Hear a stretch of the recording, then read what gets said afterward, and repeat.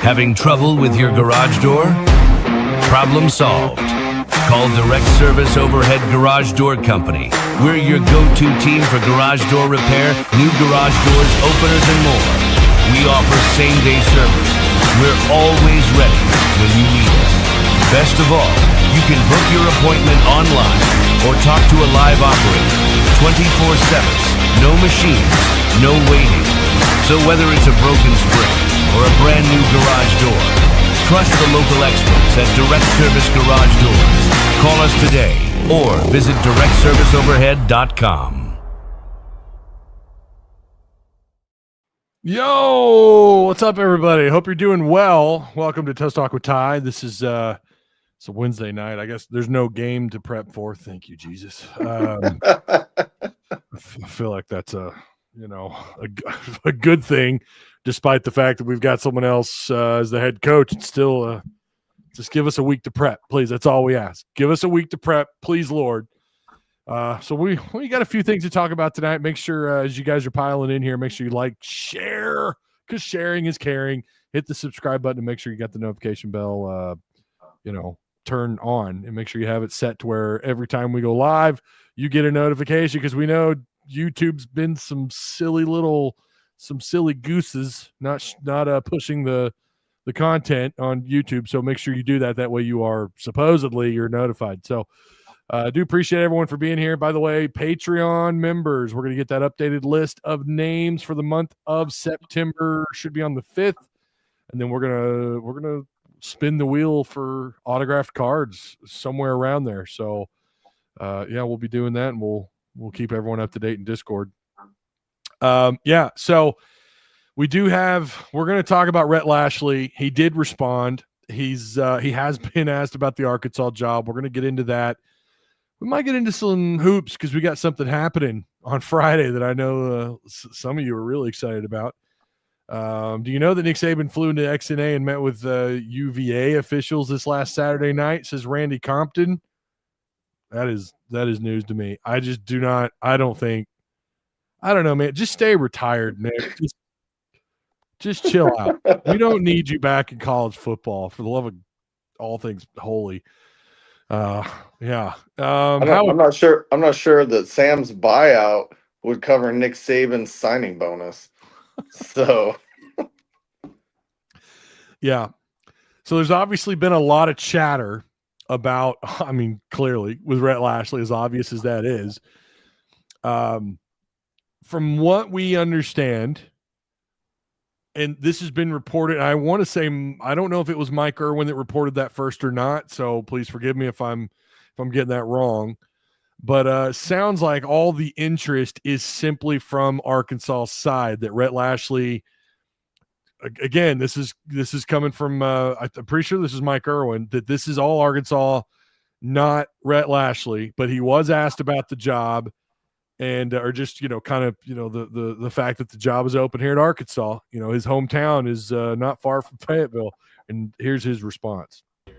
Yeah, I don't stand anywhere on speculation and hypotheticals. So I'm happy. I've got a great job.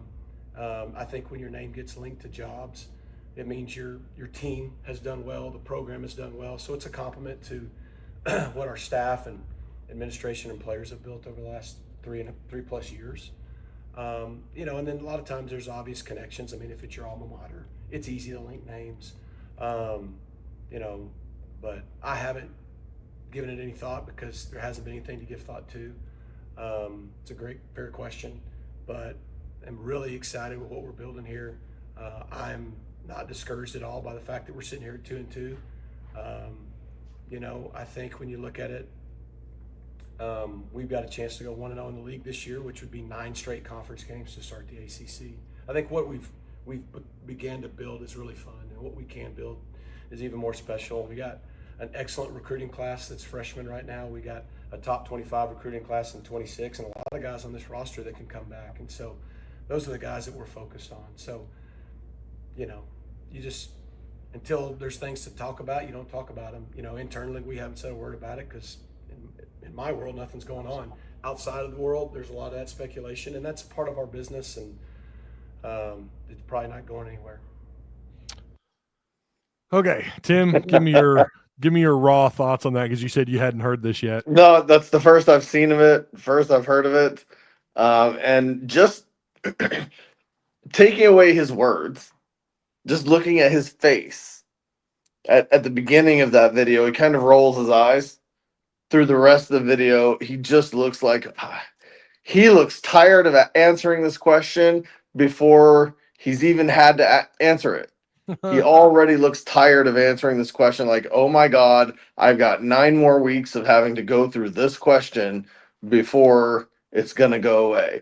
And then you take his words, and his words are exactly what you would expect from a coach, no matter if he was looking at the job or not. It's almost dumb to ask because we're in week, 5? We're in week 6. So what is he supposed to do? Like, yeah, I'm thinking I'm going to abandon my guys. I'm building this team over here, and my record matters, and everything here matters. But let me talk about the Arkansas job with you. He said exactly what he should say, what he needed to say, which was, I'm not thinking about this. I'm thinking about the guys I've got to lead on Saturday into the next game. Yeah. So and he's nice about it. He could have been a jerk, but he's like, I mean, it's a fair question you have to ask. There's a reason why. But at the end of the day, I'm focused on my guys, and you would expect nothing less from him. Like, I was listening to, I think it was Coach JB's show. If you guys don't know who that is, he's from, he was on Last Chance U. He's got a mouth on him. He cracks me up. They had a response to it like, well, he didn't come out and just flat out say, kind of like what you just said there. Like, he didn't come out and just say no. Like, he didn't say those things, right? And there's some SMU people that were concerned that he kind of, I don't want to say placate the question, but that he didn't just come out and say, I guess really what he should have said to them to make them feel better is that, no, absolutely not. I have no plans of going to Arkansas.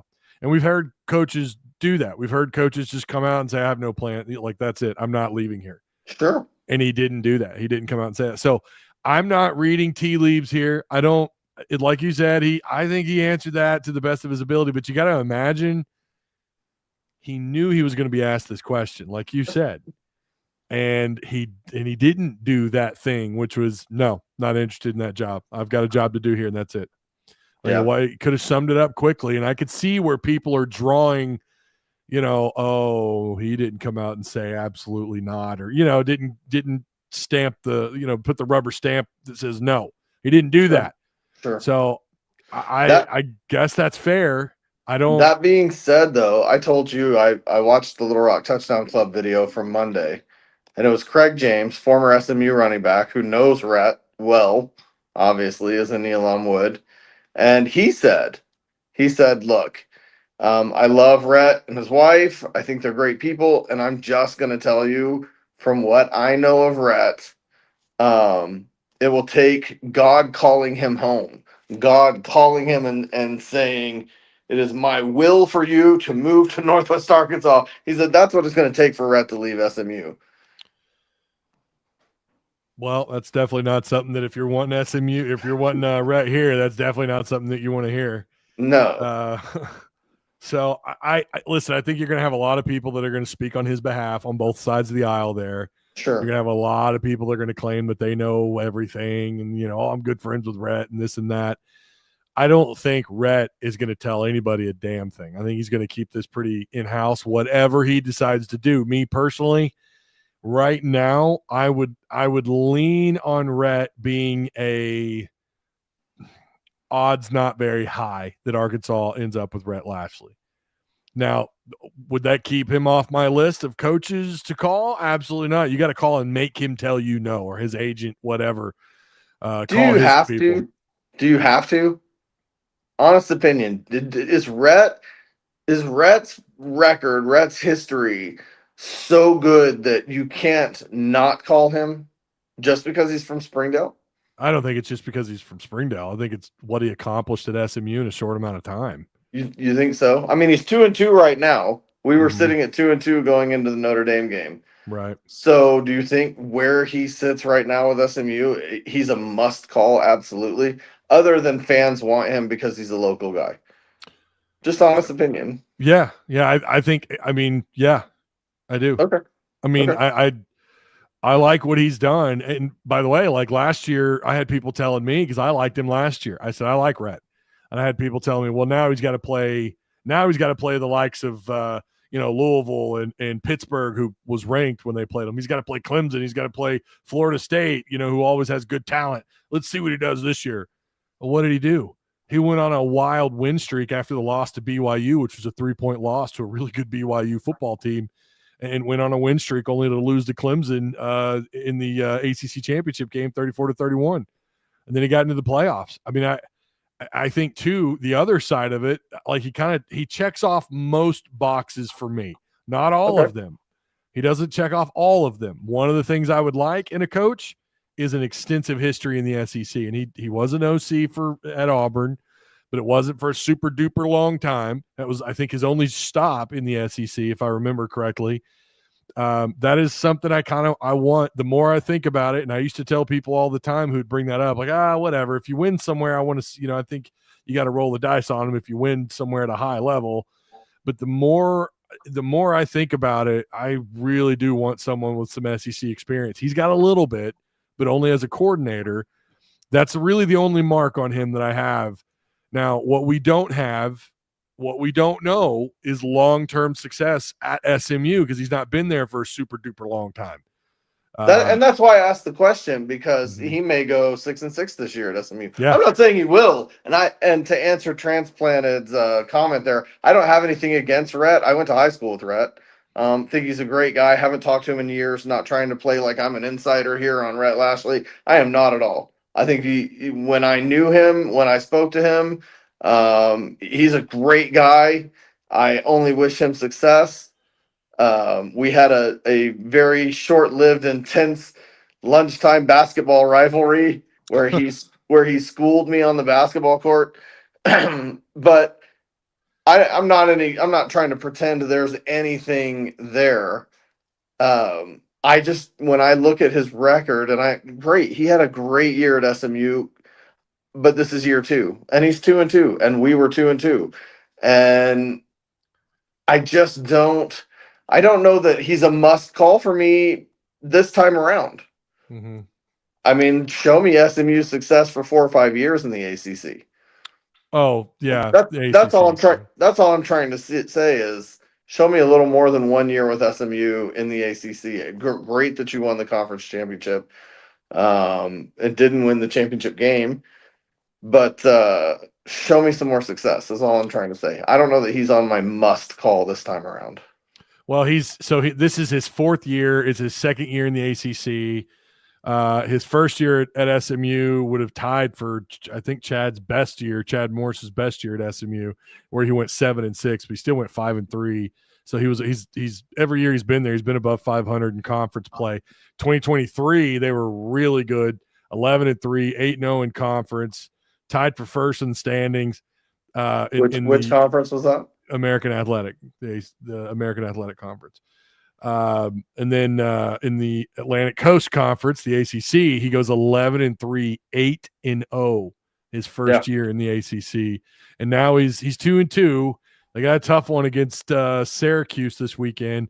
I think they probably will likely go maybe 8-4, 7-5 this year, and I think his polish with a lot of fans will start to kind of come off a little bit because of that.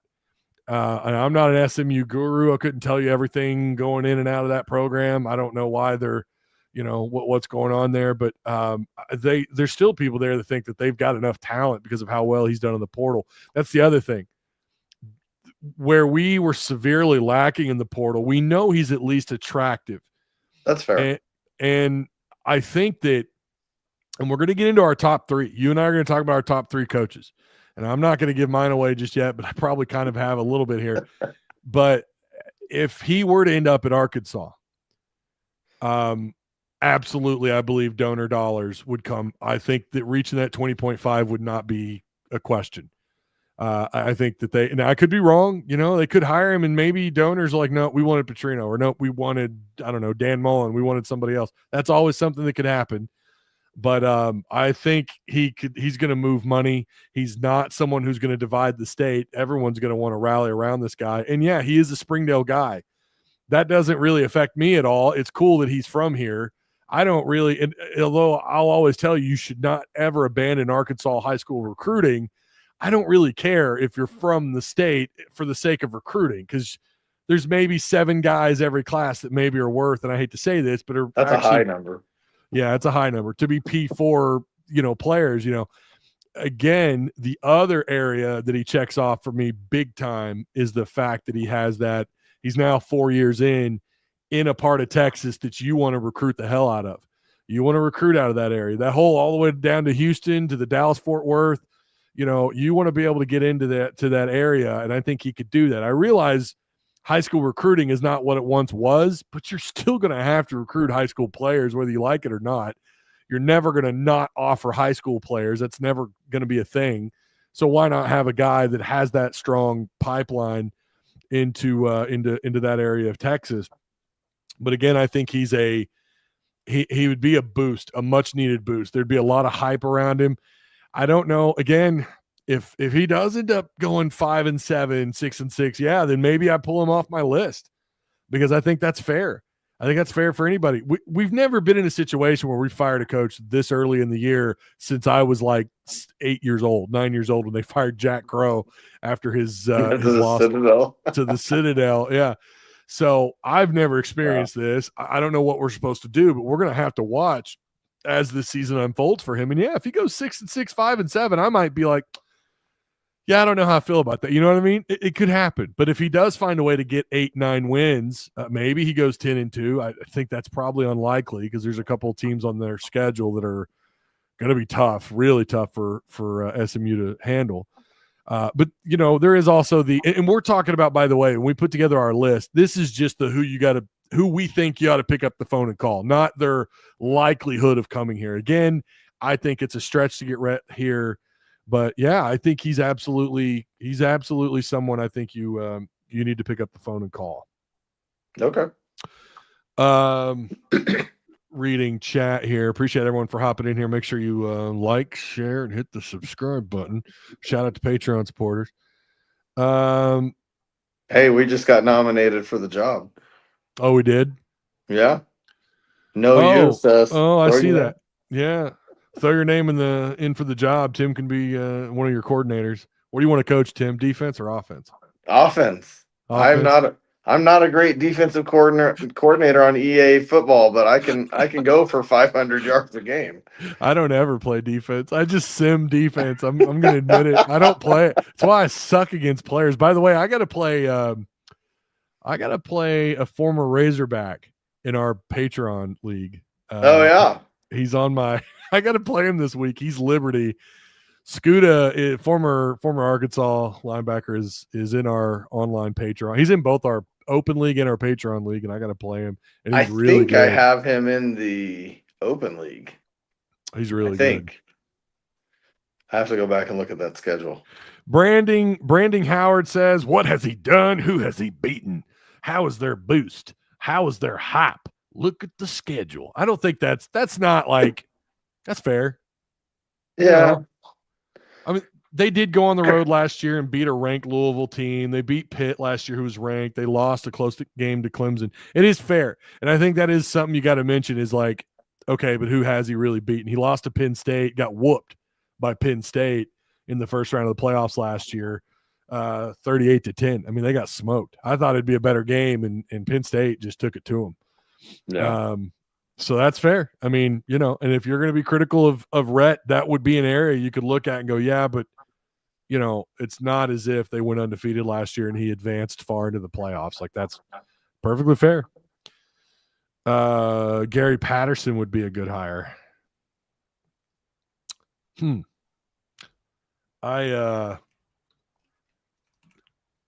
Gary Patterson. I know he was a former TCU, right? Yeah, he was at TCU. I don't know what he's doing right now. Oh, he's a consultant at BYU. Or not BYU. I'm sorry. I always do that. Baylor. He's a consultant at Baylor. Overall record 181-79. Yeah, he was really good at TCU. He was there forever. I mean, it was like 2 decades, I think. If you're going to talk TCU, you could just go get Kendall Briles. He already knows Arkansas and the SEC. Ooh, be careful. Be careful. People are going to come after you for that. That's okay. He's not in my list, but I'm just saying if you're going to talk TCU. Apparently I got him right. I got branding right. I got you right. Did I get your voice down? Hey, when I read your comments out loud, I always want to add a little zest to it, a little something. See, I'll do it here with Mark Hunt. Mark Hunt says, they should take a look at the Indiana coach if he's available. Yeah, I don't think Cignetti's coming to. I mean, I would love Cignetti. Don't get me wrong. I mean, Cignetti would be great, but that's just another one I don't know. We'll get into it in a little bit. Just talking about who they should get. Why is this not there? Well, there we go. Summerall from Tulane is a dog. He has caught a lot of hype lately. Mm-hmm. Summerall has. Yeah. He really has. But getting back to Rhett, I think that response there, it is, I think you're right, that there's not much to read into this because what is he supposed to say? Someone pointed that out in the comment section. However, again, there is that little bit. There's like that chink in the armor that's like, he didn't just come out and just tell it to go away. Like, it didn't seem to me like he was, it just felt like there's this little pocket of possibility in his response. You can't help but feel that way a little bit. And the people that are saying that and talking to me about it, I'm like, yeah, no, you've got a point. He didn't come out and say exactly what I think SMU fans. I mean, put it like this. If Rhett was your coach and he had that reply, I mean, how would that really, where would the questions come from? We know they would be, wait a minute, he did not stamp that out entirely. I don't think he can. I think the response was right and appropriate. And here's why. If eventually he wants to come back to Arkansas, he can't take a shit on the program. That's also fair. He can't be like, no, not interested, move along. Yeah. Because, I mean, that leaves a bad taste in the mouth right away. I don't think he can just close the door, but I think he handled it in the most democratic way that he could. Like, I don't want to piss off SMU. They just gave me an extension. Yeah. I don't want to shit all over Arkansas. I may want to go back there before my career is over. Mm-hmm. I think he handled it as good as it could possibly be handled, honestly. Kyle Whittingham, the likelihood of pulling that dude out of Utah is that dude's been there, I think, since I was in high school. I mean, I know he coached there as like a coordinator or something before he took the job, but he's been there forever. Pretty sure he was there when Darren McFadden was running the football at Arkansas. I mean, he doesn't make a ton of money. It's not a lot, but I guess for Utah it might be. But I just don't think Whittingham will ever leave Utah. Would it be a good hire? Maybe. Who knows, right? But his coaching career is so embedded at Utah. You don't really know what he would do anywhere else. He's never been a head coach anywhere else, to my knowledge. And he's been there forever. And I'm pretty sure he's like, no, he's not from Utah. I know he's been there forever. I know he's been in Utah for a very long time. But Whittingham, I don't know, man, you are talking about a 65-year-old guy that has been there for a very, very, very, very long time. So but he does have he's got a really good record, if I remember right. Someone asked about Chris Peterson. Man, that guy's he's not been in coaching since like pre-COVID. Like he's not been. I don't even know what he does anymore. I don't know if he's just. I thought he moved to California. He switched to a California school because it was closer to a hospital for his son. Yeah, children's. A children's hospital for his son. Yeah. I don't know what happened to him after that. I don't think anybody thought he would ever leave Boise State. Yeah, he was at Boise for a while. Yeah, he was a coordinator, and then he took over as head coach and was fantastic. But then his decision was a family decision. It wasn't a money coaching decision. It was a family decision to leave. Yeah. Wow, Brandon. Wow. Barry Odom over Rhett for sure. No, thank you. Yeah, not in my top 10.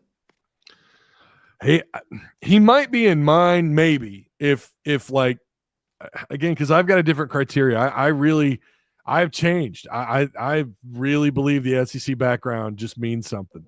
Yeah, but his SEC background at Arkansas and Missouri. Well, yeah. I don't buy into getting another defensive coordinator. I know he would be becoming his head coach, but I don't buy into getting another defensive coordinator that employs the break don't bend defense. Yeah.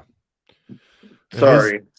His issue too was, his second year here when Catalan was going off. Like the defense just wore off as the year went on. Yeah, and he was at Missouri and I didn't misspeak. I meant break don't bend. I didn't mean bend don't break. Brooks says, and this is the other argument, right? Brooks says Rhett is the new Malzahn. We play pretend like there's love there. Let's not fall into this trap yet again. Now, again, Rhett, this is not coming from Rhett Lashley's side. Mm-mm. This has been confirmed now by a couple of people. This is all Arkansas, and that he is target number one is the rumor, is what has been said, that the Arkansas boosters are someone, and we know Jerry Jones is, I guess, said something. I guess he was on a radio show. Maybe I guess there was a rumor that he was on a radio show. I didn't have time to look this up, but that he had said that financially he can't, as an owner, get involved because the NFL frowns upon it. Maybe chat can help us sum that up. They consider it tampering.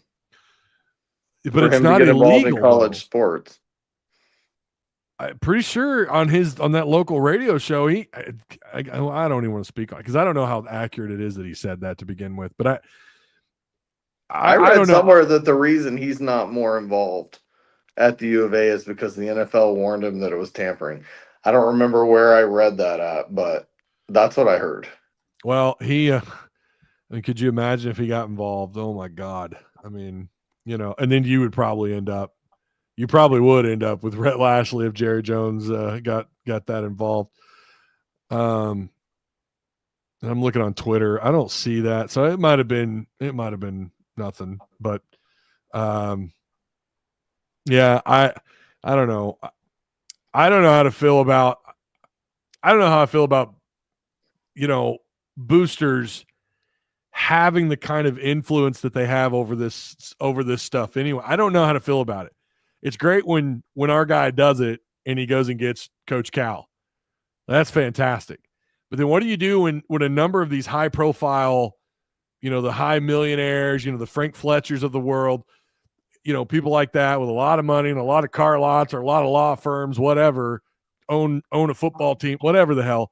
What do you do when you hire someone they don't like? Are they done? They're not gonna give you a dime. Well, I think that's where you almost need like a politician, salesperson type of athletic director. I say that because you need to build coalitions, right?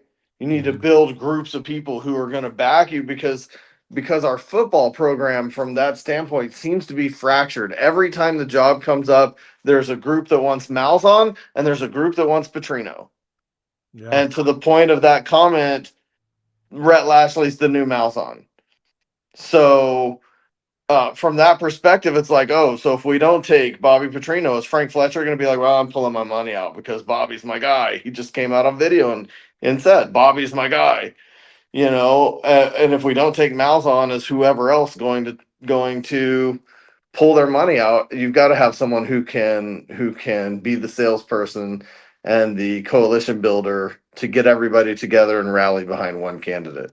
Yeah. It just seems like our boosters have been fractured for longer than I can remember. It does seem that way. And it feels like maybe the board is also maybe a little split on some of these hires. Like I don't, it's just always a mess. And here's the thing, you have such an advantage right now because you walked away from Pittman so early, and you should have an advantage. And yet somehow, some way, even though now there's a belief there might actually be some funding here, they might screw this whole thing up, Tim. I don't know, man. The confidence I have, whether it's a searching committee, if it's Hunter Yurachek, God only knows. Again, we keep being told he is not going to be the guy to make the hire. Whether it's the board of trustees, whether it's your damn millionaire, billionaire donors, Someone's going to mess this up along the way, and then we're going to be doing this all over again if they don't get this right. And with how dramatically college football is changing right now, you need to get this right. Yeah, you need to get this right. Get it right now. I think where they messed up, I think when we were talking about, you know, there's always that, we got to get this hire right or it's trouble. Got to get this hire right? I think where they messed up, and it's not because he didn't look good on paper. It's just it didn't work out. I think it was the Brett Bielema. I think the Brett Bielema hire was the catalyst to all of this, the situation that we're in now. I think it goes back to Brett, you know, being here and the way that it ended, and then you had to scramble, and you know, the athletic director, whatever, you know, Jeff Long goes away, and then, you know, you scramble and you hire Chad Morris, and it was just a debacle. You have an interim AD, and now you end up, and then a couple of years later, you end up with Pittman, and you know, you give him an extension that makes not a lot of sense. You know, I just I don't know. It just feels like somehow they're going to mess this up. And, you know, all this talk about the super conferences and all this, you know, the way college football, the direction that it's heading, it feels like you just have to nail this down. Yeah. And if not, you might be in for another rough few years. I don't know. Breaking news: Ty Houston Huston Nut crash out. You gotta use both thumbs. Is potentially the head hog. Oh my God. Okay. All right. Yeah.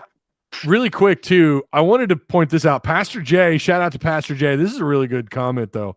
For all of you saying Rhett is Chad Morris 2.0, are wrong. Rhett has a better winning percentage than Chad ever did. Yeah, Rhett, they keep doing this thing where they're comparing the two, and it's like they're not on the same wavelength. Rhett had way more success than Chad Morris could ever dream of having. Appreciate the comment. Yeah, moving forward, Bobby Petrino, this could get really, really fast. And we didn't put this on the topic list, Tim, but now that I'm thinking about it, what do you think it's going to take and I know you have different feelings about, and I'm not saying you're for Petrino, and I'm not saying that I am or that anybody is, but I mean, obviously there's a lot of people that are. What do you think it takes for him to get the job? Like, does he have to go bowling? I mean, what I don't think so. Okay. It's a combination of things. It's a combination of, I don't think he's their number one pick, so their number one pick has to say no, first and foremost. Okay. Second, I think Hunter Yurachek was pretty clear that the evaluation of Bobby is not going to be on wins and losses, but it's going to be on, is he able to rally the team behind him? And actually, I wanted to talk about this, so this is a great place to throw this in there. Get into it. But I think if he's able to be competitive and win 3 games and the number one choice says no, then he's got a very legitimate shot at getting it. But here's what I want to say about that. I listened to Bobby talk in the first press conference and then in this week's bye-week press conference, and I think that his approach is probably exactly the way that I would approach it. You know that I have not been a big Bobby Petrino fan, but just listening to him talk in the last week, there are things about him that I totally agree with. And when he says, I'm going to walk in there with these players and they're asking him, you know, how are you going to keep them from transferring or sitting out or whatever? And he's like, I'm going to walk in there and I'm going to say this. You're either going to go pro, you're going to get paid here, or you're going to transfer and get paid somewhere else. But this is your audition. The rest of this season is your audition. So you could get in the transfer portal, but you're not helping yourself. And you could try to sit out, you know, ask for a red shirt or whatever, but you're not helping yourself. Go out there and play as hard as you can. This is for you to earn more money, whether it's from the NFL, from us, or from someone else. This is your audition for more money right now. Go out there and do it. This is also my audition as a coach to be the head coach of this program, which I want. So I'm going to make you do the best that I can make you do because I want that job. So I think that approach I respect. Like, he's appealing to them, not on the, hey guys, we just got to do the best for the university. He's not doing that. He's saying this is really about money. This is about money. You go out there and try to make yours. I'll help you. You help me. Let's go. Yeah. That's fair. That's fair. I agree. And Hunter did point that out. You're right. Hunter did point that out. But that really could just be, yeah. I mean, you kind of took the words out of my mouth, really. I don't think that he has to. I don't think bowling is I don't think that that's it. I think if he finds a couple of wins and they're competitive and they don't get blown out, he's going to be an option. And like you said, if they go after, I don't know, name whoever you want, Signetti at Indiana, if that's, maybe they call him first. I don't know. And you miss on him. Maybe you call Clark Lee's name keeps getting brought up. You and I talked about that before we went live. Maybe you go after Clark Lee. I don't know. Just name whoever. If they swing and miss on even just one or two guys. Another one who apparently could be under serious consideration. Well, again, this is coming from, I'm pretty sure this is, again, Mike Irwin that said this. So please, if I got this wrong, go watch the video. Maybe I got it wrong. But I think he said that Gruden is starting to become a serious option or is a name that could actually be under consideration. Maybe I can't imagine you swinging and missing on John Gruden. That guy wants to coach in the SEC so bad. And I don't know how realistic that is. Again, please forgive me if I'm getting that wrong. I think Mike Irwin, I thought I heard him say that earlier today on his Ask Mike segment. I think that dropped either this morning or last night. Yeah. So please, in the comment section, tell me if I got that wrong. I again apologize if I did.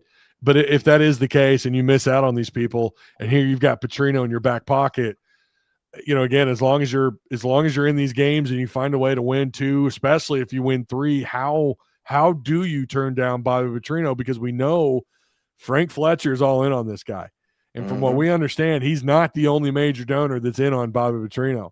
We know that he obviously coached in this conference, has a lot of experience here, obviously had some years here at Arkansas that were fantastic.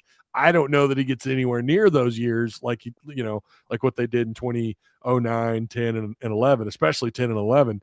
I don't know how you turn that down if you've swung and missed, and it's good to have him in your back pocket. Now, again, if you sit on your hands too long, despite having this early access or this early shot at making a change, and you swing and miss on him, you're going to have fans completely turn on you. If you've had this long and you miss out, and fans will know, they'll have a pretty damn good idea of what's going on. They may not know everything, but they'll have a pretty damn good idea of what's happening. And all of a sudden, Petrino's already moved on, taking a coordinator gig elsewhere. Oh, buddy, this is going to get ugly. It's going to get ugly quick. So there's so much pressure on these guys to get this right. It's just crazy. Bobby P is a good fallback option, but that's all I see him as personally. I don't disagree. I don't disagree at all. I really don't. Does anyone know what Frank Fletcher's worth? I don't know. I know he's loaded. I know that much, or so we're told, right? He may not be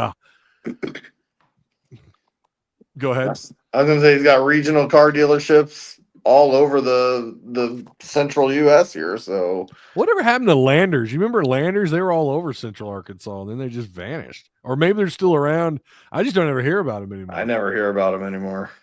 Guru Pig Suis is I already have the meme in my head now. It's no longer Chucky. It's John Gruden as Gru from the Minions movies.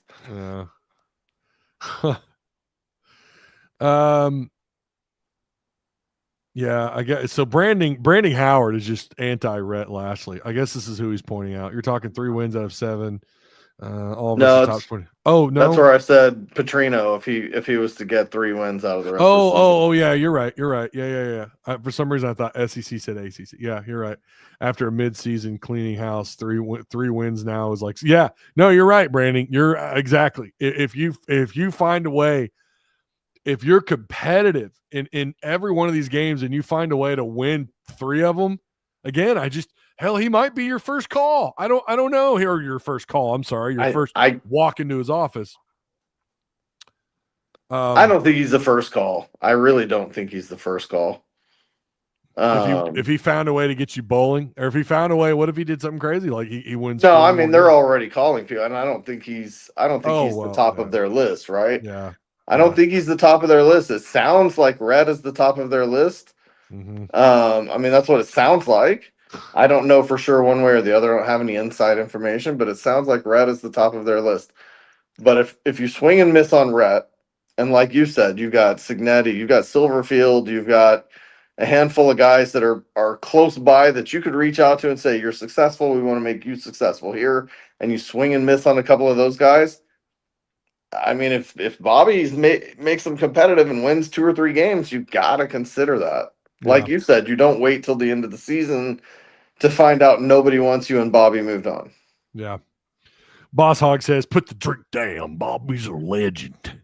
Put the drink down. Bobby is a legend in this house. Listen, 20. I just don't think, and I'm sure that's either aimed at someone in chat or me. I don't know, but 2010, 2011, Bobby's not walking in the doors, man. I don't think that's going to happen. And here's the other thing: we're in this situation. You can argue because of Bobby Petrino, because it's been not so great since Bobby Petrino. You had a Smile as your interim coach in 2012, and I mean, look what happened.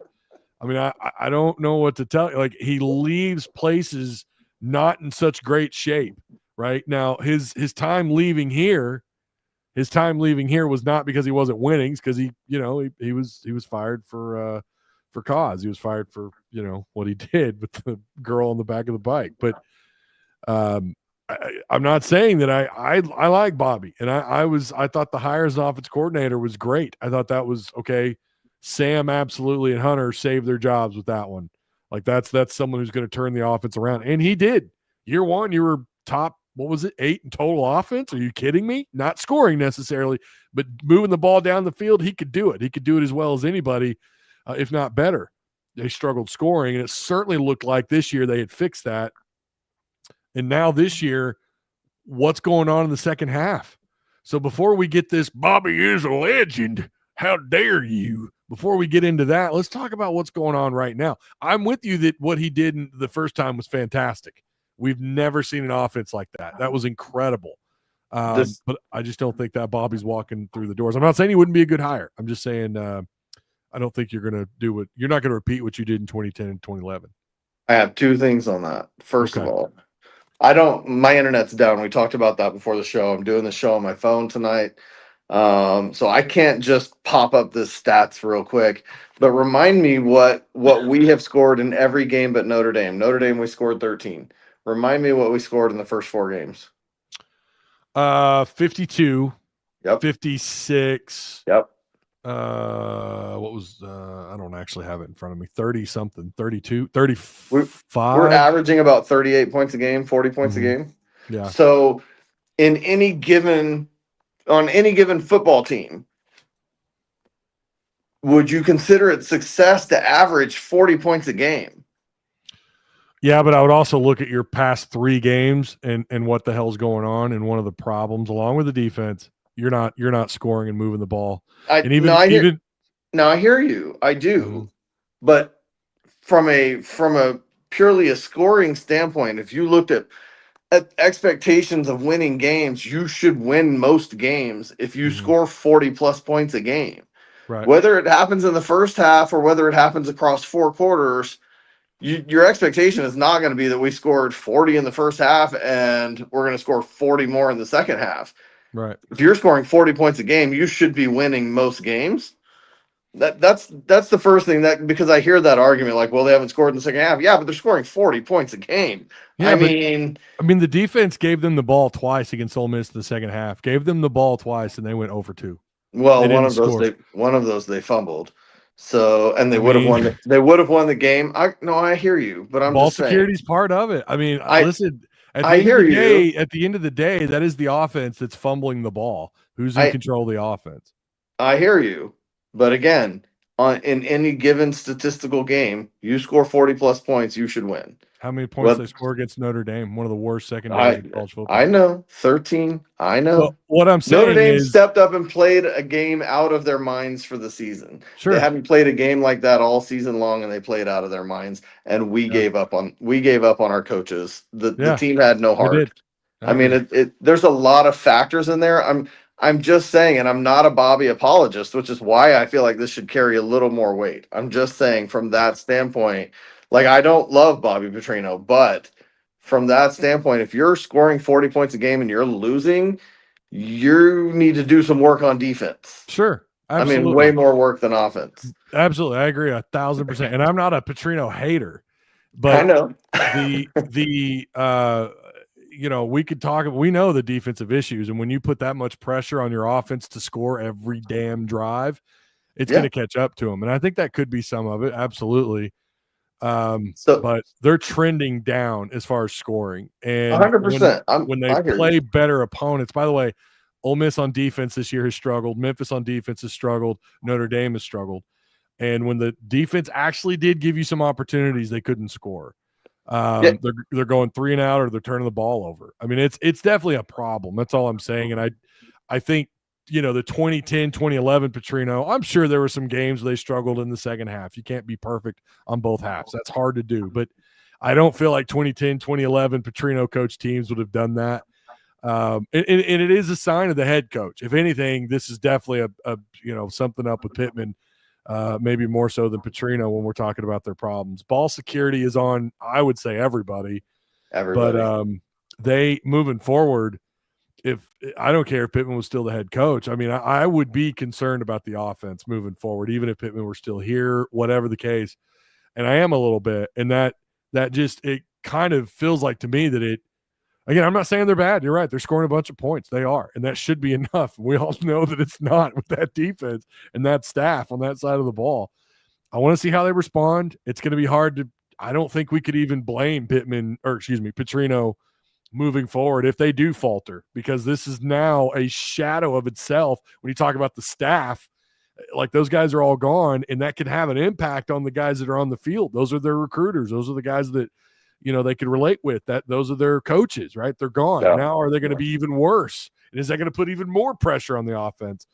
So I don't think we can judge Petrino too harshly if they do get wiped off the earth against Tennessee when they play them on the 11th, or when they play A&M in Fayetteville.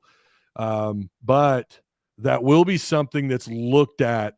Sure. I mean, I have a video. I put a video together in the offseason about the possibility of Petrino being the head coach.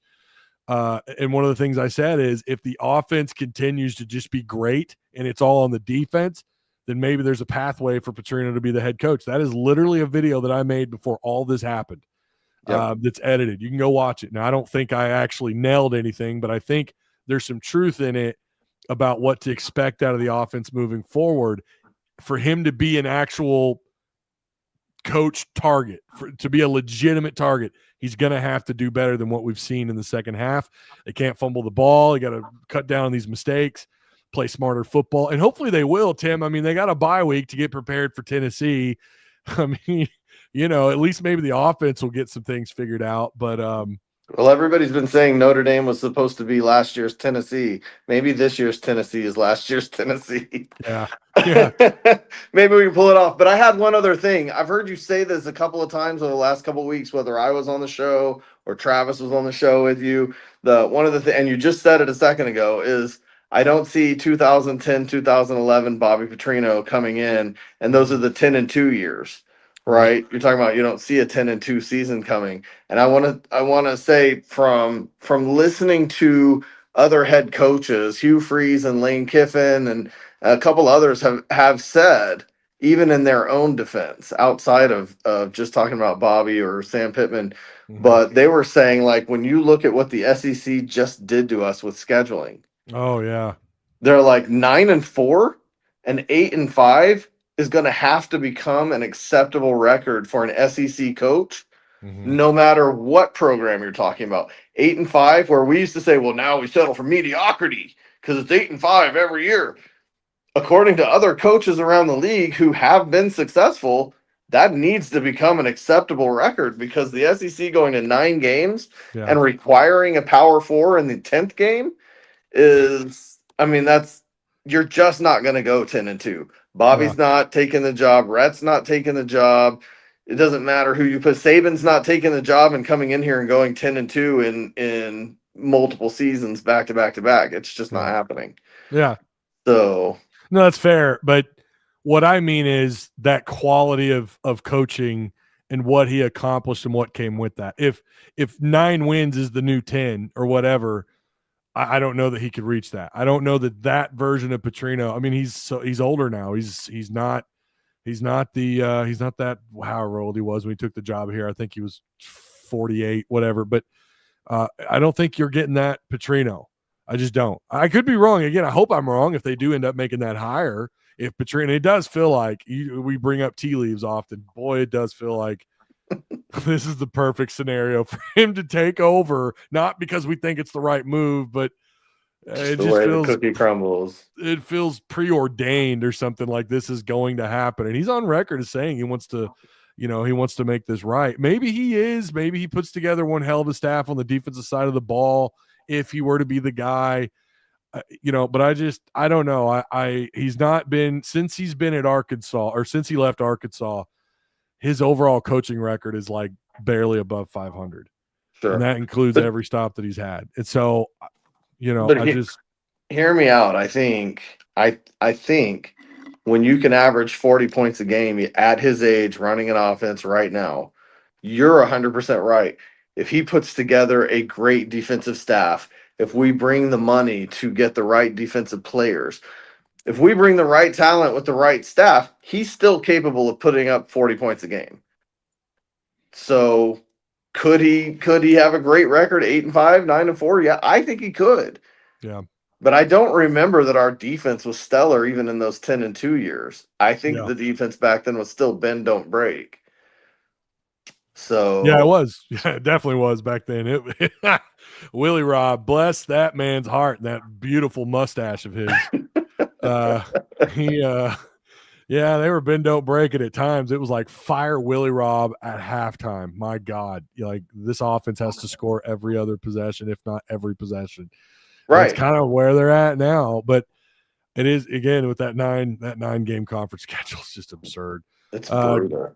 Gruden is 62. This is Bobby G. Okay. All right. Let's get into it. Who are your let's do it. Who's your top 3 coaches? And again, this is not realistic. This is just your 3 coaches. You would be you're going to make them tell you no. I know we talk, and I really tried to do this, Ty. I really tried to do this.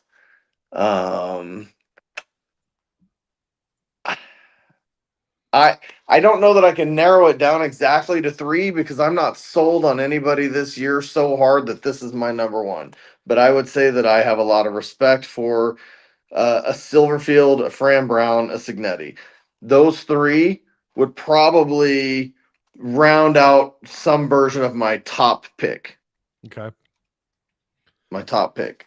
I think, again, my second pick is Bobby Petrino, and it's because of exactly what I said earlier. It's the approach. So wait, who was your first pick?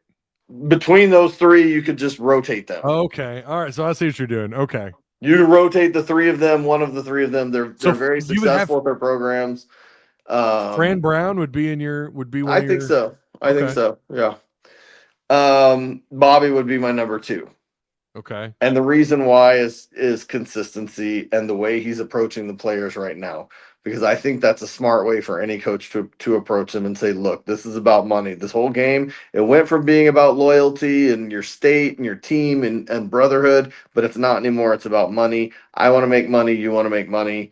Let's go do it together. I'll do the best for you. You do the best for me, and let's go. Yeah. But it also provides consistency in year 3 with KJ coming in versus having another KJ going through multiple coordinators trying to figure out how to play his game. I'd rather just keep Bobby and keep consistency on the offense. That's fair. Yeah.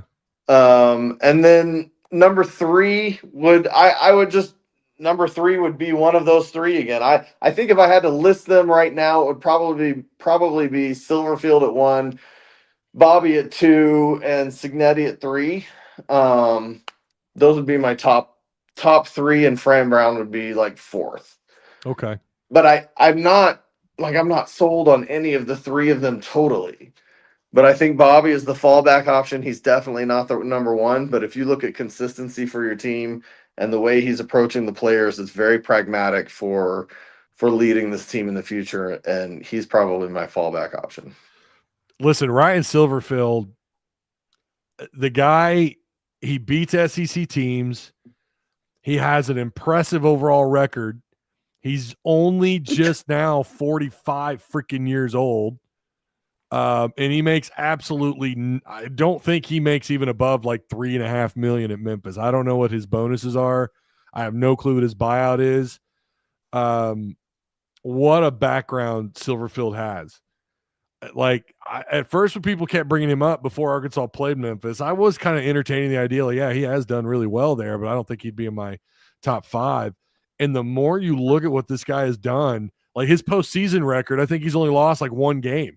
Yeah. You know, and he's been to like, I don't know, 5, 6 bowl games. He doesn't lose those. He's finished Memphis ranked in the top 25 twice. How often does that happen at Memphis? Now, I realize they've had some good coaches at Memphis. One of them's at Florida State right now with a roller coaster type career over there. But this dude is, I mean, he won, you know, I think his first great year was a couple of years ago. Well, it was 2023. And they went he went 6-2. I think I had it up on my screen earlier. I think it was 6-2. They won 10 or 11 games. He won 11 games the following year, and now they could legitimately win out. Memphis could win out. I don't think that happens. But they're looking at probably worst case scenario 9-3. Yeah, that's worst case scenario. I'm back and forth with him where I would put him. Silverfield is a very interesting option.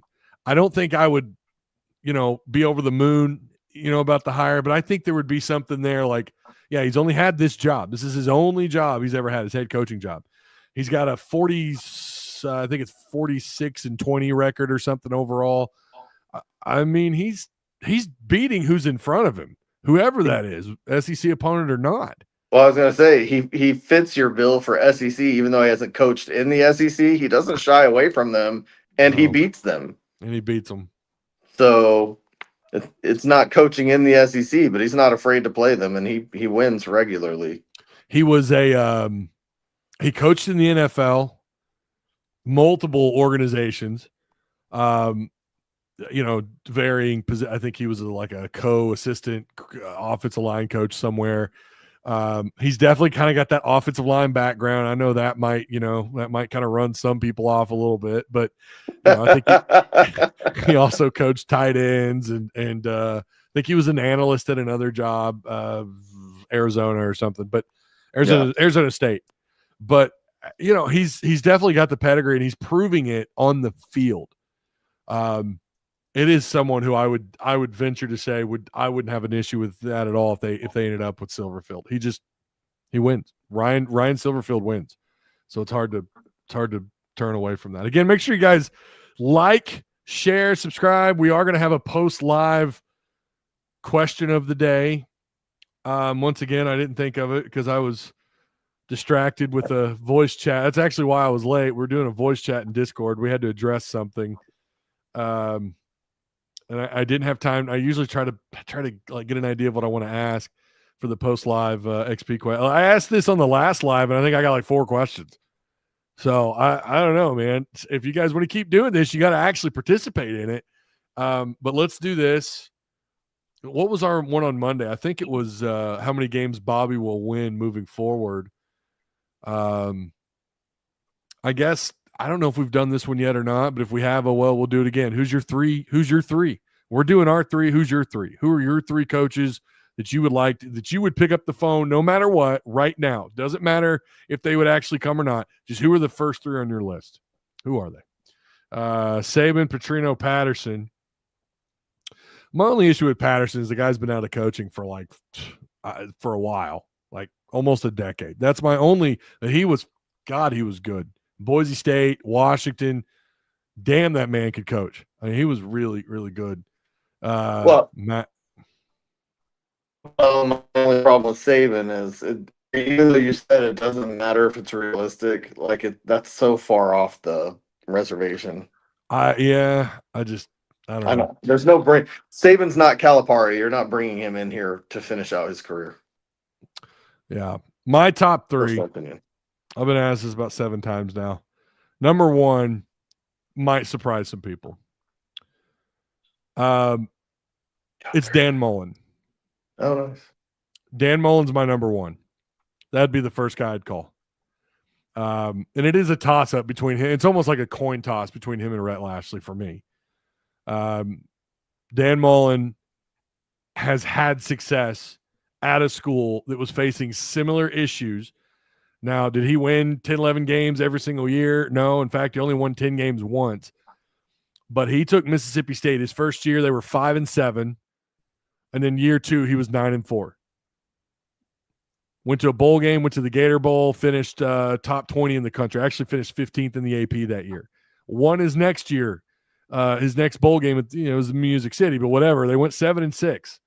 2012, they went 8-5. Went to the Gator Bowl again. They lost that one.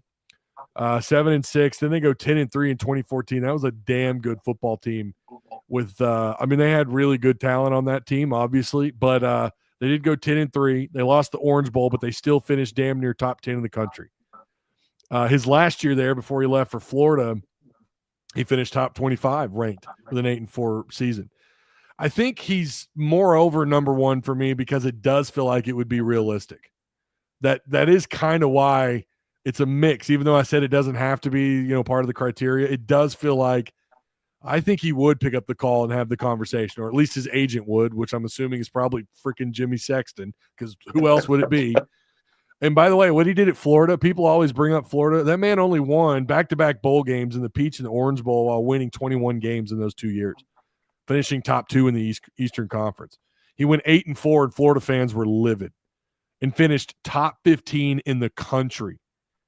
He finished top 10 or top 15. I get that it's Florida, but what the hell have they done since? And his last year wasn't great, and he was fired. He only coached 11 games. They fired him for the final game. And now he's at UNLV, and he's 4-0. He is another one. He is someone who, if he ends up going 4-8, then, yeah, I'd probably bring him off my list a little bit. I'd bring him down. He would come down the list. But I do think he's my number 1 choice because it does feel like it's a strong possibility. And I do think I don't know that he would ignite the fan base the way maybe a Rhett Lashley would, or even a Gruden for that matter. But I do think people would get really excited about what he is capable of. And I think, again, he might go 6-6 this year at UNLV. I don't know. And again, that could drop. But right now, as of today, October 1st, 2025, he would be my first call. He turned Mississippi State around, and he stayed there. He stood out there. He stayed there a while. And if I remember right, there were some schools trying to lure him away after that 10-win season. And then the next year he goes 9-4. He finishes 500 or better 1, 2, 3, 4, 5 times since 09 to 16 or 17.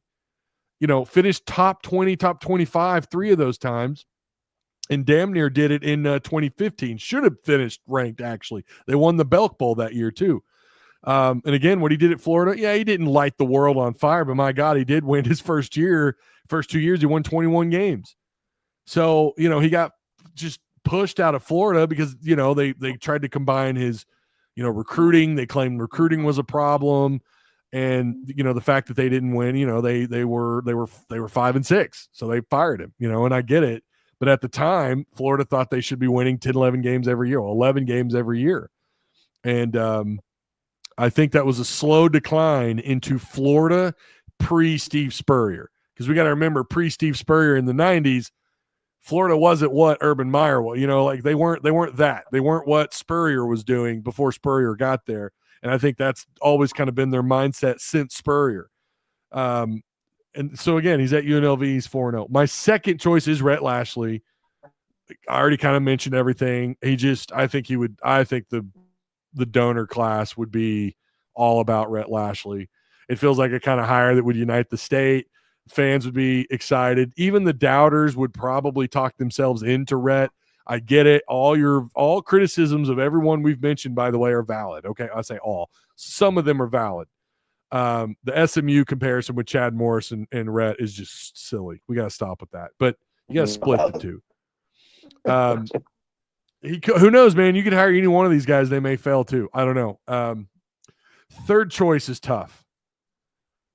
But again, if you're telling me like, Ty, okay, you get a third option, just pick up the phone and call him. I said one of the things I like is an SEC background.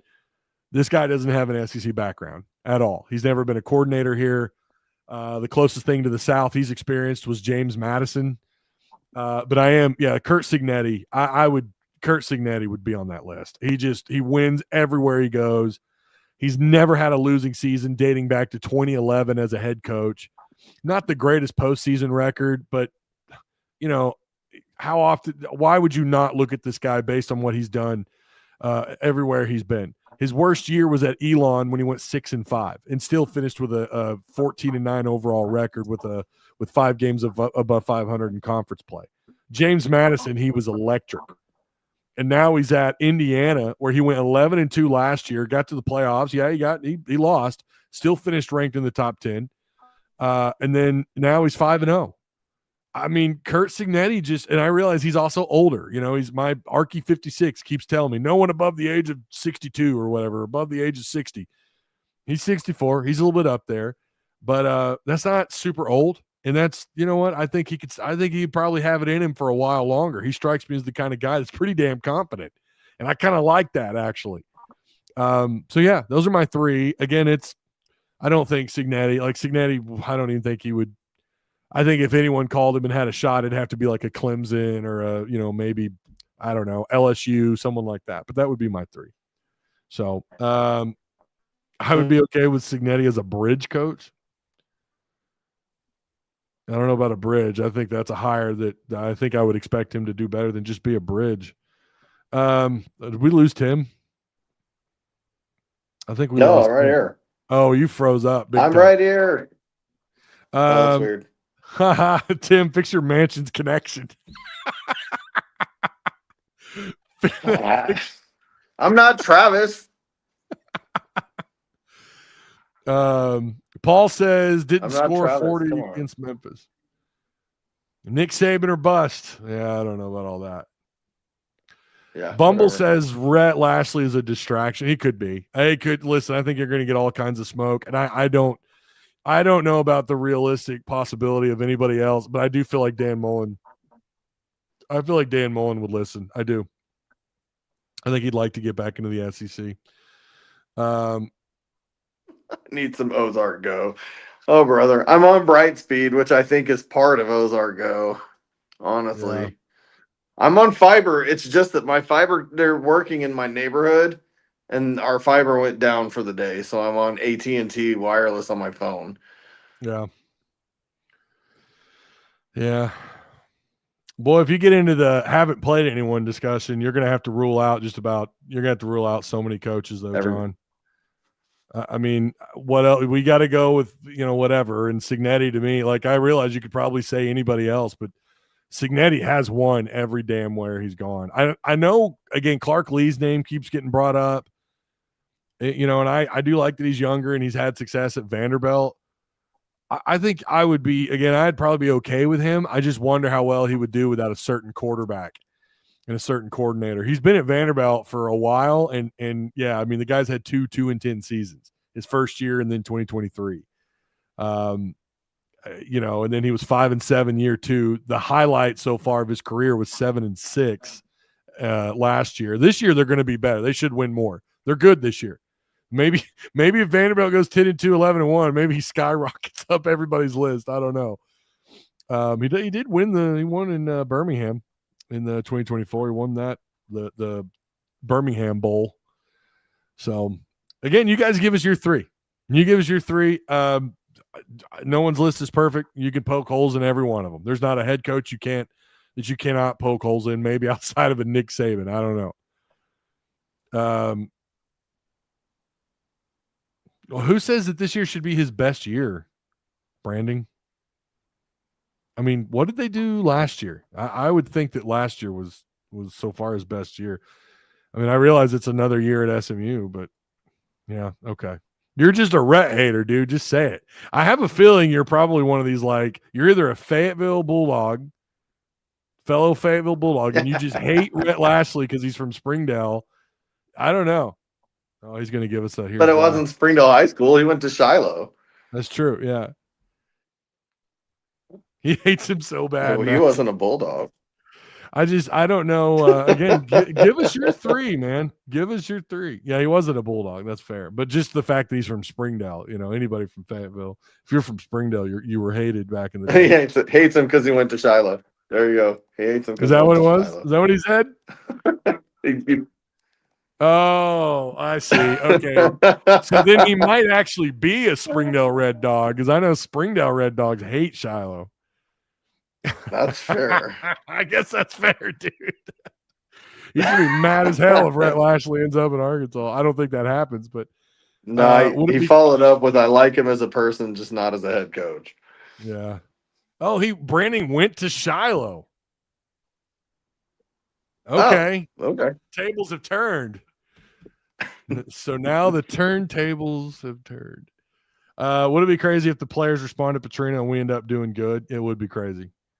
It would. I mean, we've talked about that. If you end up finding a way to win, if you find a way to win even 3 games, I think it would just be crazy. Hey, by the way, Caleb Woodson was on 103.7 earlier today. I don't have the audio. This is what someone quoted him as saying, so don't take it as an exact quote. But this was, I think, transplanted Texan, I think, shared this in Discord, quoting him. He says he was not surprised that Pittman was let go, but he was surprised, I guess, at the defensive coach is being let go. The way that's typed out doesn't make sense. I think that's what he was saying, but was Reed defensive coaches. So I guess, yeah.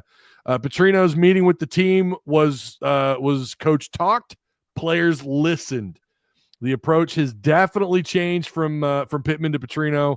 There is more of an NFL approach, NFL type practices. They are lifting more, 3 days a week versus 2 days a week. And then I guess he was asked, so there's a long pause when asked if other teammates were taking the same approach as him to the change before saying yes. Woodson said he's encouraging his teammates to show up to work every day. My God, I feel like that ought to be a prediction question. How many players hit the portal in the next 30 days? Well, isn't it interesting that so far nobody has?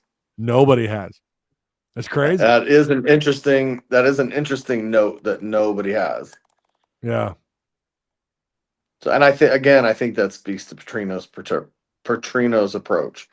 He came out and said, "We told the guys, if you sit out or if you hit the portal, it does not benefit you. You need game tape to go make money at another school." Yeah. I mean, that's what he said. You need game tape to go make money somewhere else. Yeah. So I think that's the most pragmatic way anybody has approached NIL or revenue share so far. Yeah. Did he steal your old lady or what? Talking again, Brandon. We know you've said you like him as a person. We know that. We got you. We're just kind of messing with you now, man. It's okay. It's all good, bro. The good thing is none of this is personal. I mean, it's just at the end of the day, it is just football. Yeah. Everything I say to you is you're cutting out. What? I said everything I say to you, personal, Ty. Oh, okay. All right. I think that's really, we got everyone. We got everything basically covered. I was going to talk a little bit about the defensive side of the ball, just the coaching staff, but right now we're going to kind of wait. We're still waiting on some stuff there. We're going to try and keep everyone up to date. I don't plan on having a live show this weekend. If I do, if anything changes, if we get something to talk about, we will definitely, I'll be live. I will. I'll do my best to cover it. But I do appreciate everybody. Make sure you like, share, and subscribe, all that wonderful stuff. Hold on. Shout out. What's that? We don't forget to mention basketball.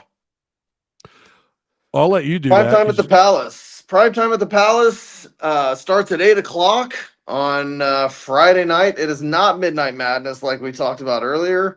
There is not a canned food drive like last time. I interrupted you. Oh no, you're good. No, yeah, you're good. It is not a canned food drive like before. You have to go online and get your tickets at ArkansasRazorbacks.com. The first 5,000 people will get a free T-shirt. There's a laser light show, a dunk contest, and a red-white game, and both the men's and women's teams will be introduced. The parking lot's open adjacent to Bud Walton Arena at 5 o'clock. The arena doors open at 7 o'clock, and the practice starts at 8 o'clock. So see the first Razorback practice. Yeah, so they're getting T-shirts. The first 5,000 people get a free T-shirt. Oh, dude, wonder if they got any fat guy size. I doubt it. I bet they don't. They're gonna be like, bro, you're too fat. Like, move on. You know. I'm excited. I mean, if you're gonna get excited about Razorback sports in 2025, this is the place to be. Yeah. You're gonna see the one of the top 5 teams in the country, and they're just there for exhibition to show off. Midnight Madness was always so much fun. The dunk contests are fun. The red-white game is fun because it's just guys out there, scoring, trying to dunk on each other, trying to show out for the fans because it's all in good fun for that night. So it'll be worth seeing. Oh, I forgot his super chat. People are not taking Petrino serious. Watch out. We'll see. I didn't even put him in his top 3. I didn't put him in my top 3. I didn't. I want to. I want to. Again, I'm not a Petrino hater. I'm not. Love his offenses. Yeah. I don't think he's garbage. I think he's still got it to put a decent product on the field. I kind of want to go in a new direction, but also I get it. Like, that is also a little scary because you could end up with another Chad Morris or another Sam Pittman. And not that was all bad, but again, you never know. I mean, again, Petrino hasn't exactly been great since he left Arkansas. He was pretty good at Louisville, but then after that, it was kind of, was what it was. I did get your super chat. I apologize about that. And then Bates, this is also Kim Jong in our Discord, who never comes around in our Discord anymore, but he says Petrino gets 6 and he is the coach. Yeah, if he gets 6, he's the guy. There's no doubt about it. Listen, again, I might pump myself up. Honestly, I'll be honest, 100% honest. If that offense gets back on track, I whatever, as long as they can score and win games, I don't care what half they do it in. I'd prefer them do it the whole game. But if they can put a better product on the field and that offense gets back to being scary, then maybe I bump him up and I'm even more excited. I feel like this is a trial basis, not just for Hunter Yurchek or whoever's doing the searching committee, whatever, or the boosters, but also for fans. And again, you can't hold it too much against him because at the end of the day, this is still Sam Pittman's DNA. This is still that's his guys. That's not Sam Pittman, or that's not Bobby Petrino booster funded guys out there. That's Sam Pittman's. And we know that he wasn't given a lot of support, and we know what they're dealing with there. So it's going to be hard to put it against him. And therefore, because of that reason, if they excel and they put a better product on the field and they're kicking ass on offense again, both total offense and scoring offense, yeah, he'll move up. He'll definitely move up. And like you mentioned too, and I don't want to skip over what you mentioned because you're right. The fact that you got KJ Jackson back there moving up, you've got him in the oven cooking, in the Petrino oven. You've got him cooking back inside that oven. He's developing, learning the offense, the system. I know they're excited about him. What little we've seen, we're excited about him. There is something to that does get you a little. Here's a promise for you, Ty. If Petrino goes, KJ goes, and you're looking for a new quarterback. Yeah, 100%. Yeah, I agree. He'll probably end up wherever Petrino, whatever he ends up doing. I bet he ends up going that direction if he stays in coaching. So, I don't know that I would call a playoff coach a boring hire. To me, that's just crazy. But anyways, okay. Also, by the way, Is your garage door acting crazy? Call Direct Service Overhead, the garage door company. If your garage door is squeaking, slamming, or just flat out refusing to open, don't be that guy trying to fix it with a hammer and duct tape. Call these guys. They offer garage door repairs, broken springs, new doors, openers, you name it. And the crazy part is they'll come out the same day, even late, like when you get off work and you're at 6 p.m. and your garage door decides to play dead. They're there. Real humans answer the phone. No robots, no AI, none of that horse shit. So, yeah, Direct Service Overhead. Raise the door. Lower your stress. 501-244-3667 or book online at directserviceoverhead.com. All right, that's it. Tim, I appreciate you, man. Again, don't know if I'll be live again. Just make sure you hit the subscribe button and hit the notification bell. And I will see you guys. I'll see you when I see you. Having trouble with your garage door? Problem solved. Call Direct Service Overhead Garage Door Company. We're your go-to team for garage door repair, new garage doors, openers, and more. We offer same-day service. We're always ready when you need us. Best of all, you can book your appointment online or talk to a live operator 24/7. No machines, no waiting. So whether it's a broken spring or a brand new garage door, trust the local experts at Direct Service Garage Doors. Call us today or visit directserviceoverhead.com.